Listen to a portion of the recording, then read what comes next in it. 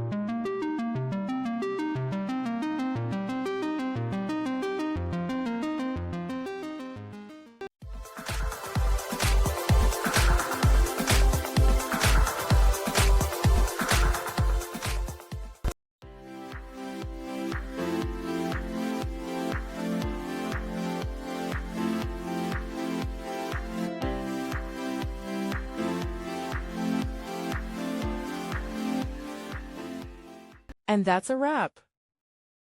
I hope you found the answer you were looking for. If you did, take a second to hit that subscribe button. It really helps out.